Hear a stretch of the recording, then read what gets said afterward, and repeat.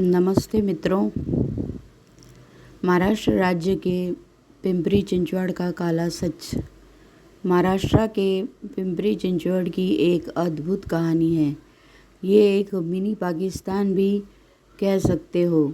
ये लगभग पाषाण बैरक और मिलिट्री डेयरी से जुड़ा है। पाकिस्तान से आए पलायनी रेफ्यूजी ने यहाँ अपना अड्डा बना रखा है।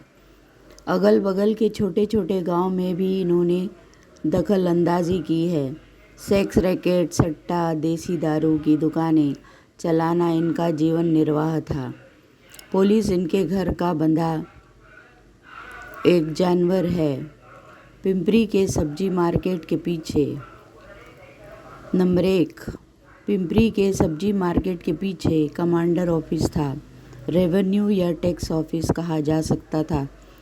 अब उन्होंने उस ज़मीन पर झूलेलाल मंदिर भव्य तरीके से बना दिया है।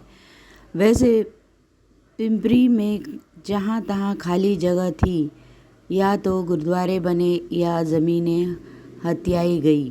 Municipal corporation of Pimpri Chinchwad का निर्माण तो बाद में हुआ। अब इसने नया मोड़ लिया।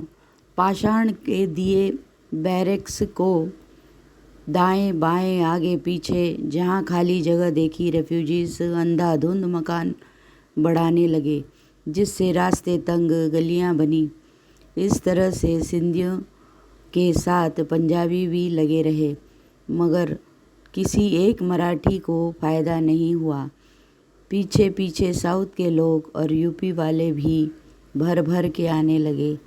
महाराष्ट्र सरकार मैं जब तक वहाँ रही, मैंने किसी को हस्तक्षेप करते नहीं देखा, ना कानून के तहत इलीगल कंस्ट्रक्शन को तोड़ते।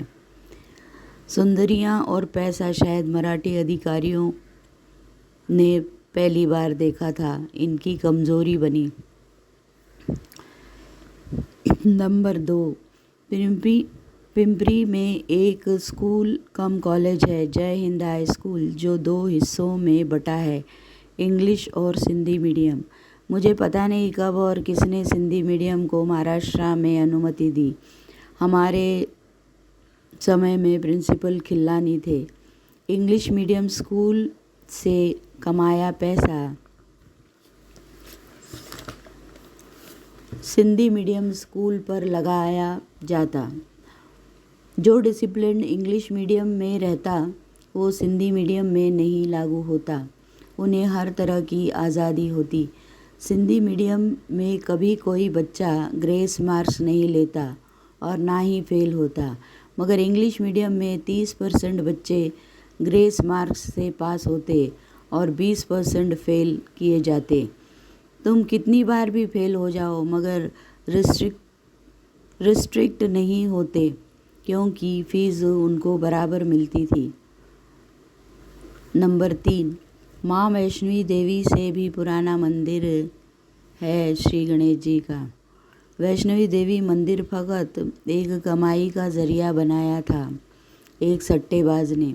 आज तो सारे शरीफ बन गए हैं। रियल एस्टेट में आकर वैष्णवी देवी की ज़मीन भी कॉरपोरेशन की है। दूसरी तरफ अलग अलग बगीचों के नियम भी सिंधी लोगों ने अपने हाथ में रखे हैं। शनि मंदिर की ज़मीन भी कुछ इसी तरह हथियाई गई। आज तक पता नहीं चला कि अंदर ही अंदर कौन और कैसे खिचड़ी पकाता है। नंबर 4, पिंपरी वागेरे मराठी स्कूल की ज़मीन कुछ मराठी लोगों की थी, जिन्हें घर नहीं थे अपने। कॉरपोरेशन ने यहाँ उनके घर न बनाकर स्कूल बना दिया। ग्रुप ऑफ इंडस्ट्रीज़ का CEO विलास रेवाड़े की फैमिली आप लोगों को बहुत धनवान और इज़्ज़तदार फैमिली लगती होगी।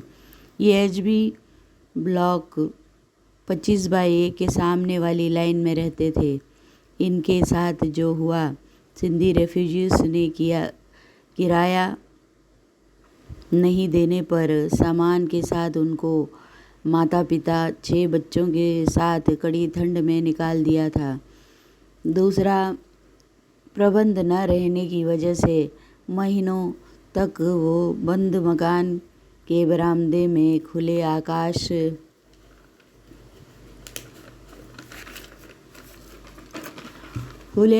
के नीचे भूखे प्यासे दिन देखने पड़े। दूसरी तरफ कांबळे फैमिली रहती थी किराए पर। कुछ सालों बाद उनके साथ भी सिंधियों ने यही करने की कोशिश की और अभी भी वही लगे हुए हैं। कोई इनकी सहायता क्यों नहीं करता? कॉरपोरेशन अधिकारी, पुलिस, महाराष्ट्र का शासन बस पैसे गिनने में लगा है। यहाँ अपने राज्य के लोगों से इन्हें कोई मतलब नहीं। जहाँ साउथ में अपने लोगों के लिए लोग खड़े नज़र आते हैं। महाराष्ट्र राज्य में जितने भी मंत्रीगण हैं सब बेगैरत लोग हैं। इनकी बुद्धि दिमाग घुटनों में है। किसी भी घटिया से घटिया सलाह के शिकार बन जाते हैं चंद सिक्कों के लिए। 5वां, अंततः यही कहूँगी, पिंपरी चिंचवड कॉरपोरेशन को बर्खास्त किया जाना चाहिए या इसका नाम मिनी पाकिस्तान रख देना चाहिए। सत्य यह है कि रेफ्यूजी सिंधीस मराठी अधिकारियों को औरतें और पैसे सप्लाई करना छोड़ दिए हैं क्योंकि वो तंग आ गए हैं इन अधिकारियों से। इसलिए अब ये लोग अपने दुकानें मुसलमानों को बेच रहे हैं। पिंपरी चिंचवड एरिया में मुसलमानों का आगमन सिंधी रेफ्यूजीज़ द्वारा ही हुआ है। इसमें कोई शक नहीं, क्योंकि अब अधिकारियों की मुसलमान ही फाड़ेंगे, ये सिंधियों की सोच है। मैंने देखा है कॉरपोरेशन में 4 मुसलमान इकट्ठा आते हैं और अधिकारी गर्दन झुकाकर इनके काम कर देते हैं। एंटी हिंदू सिंधी रेफ्यूजी का काला सच और गहरा हो गया है। जय हिंद।